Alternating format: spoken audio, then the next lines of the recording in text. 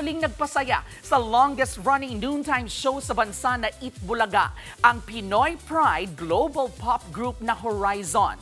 Pero ang pagbisitang yan mukhang mapapadalas na dahil ang grupo may mahalagang papel sa upcoming pop talent search ng MLD Entertainment at TV5. Ano yan? Nasa frontline ng balitang yan, si MJ Marfori.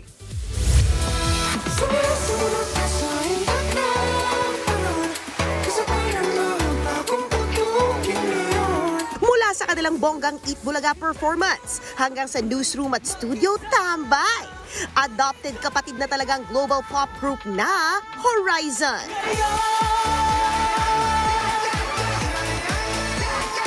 Inanunsyo na rin kasi nila na sila pala ang magme-mentor sa Be The Next 99 Dreamers na ipapalabas sa TV5 sa 2025. Dito, huhulmahin ang next set ng global pop icons mula sa iba't ibang bansa, as in international.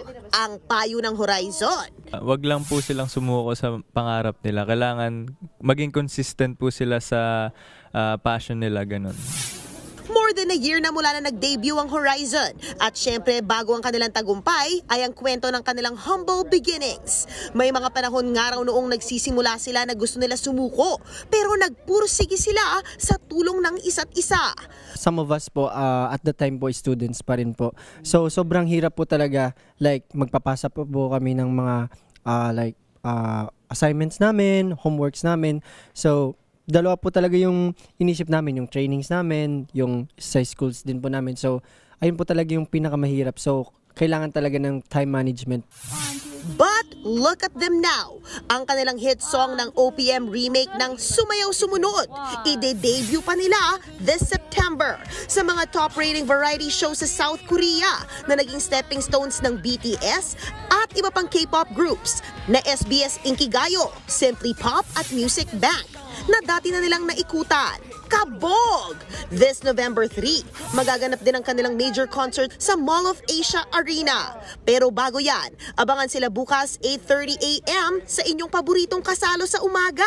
Good morning kapatid, dito sa TV5. Nagbabalita mula sa Frontline, MJ Marfori, News 5.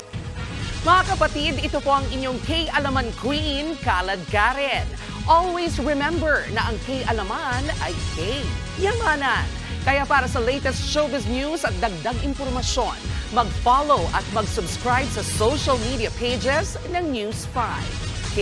Okay?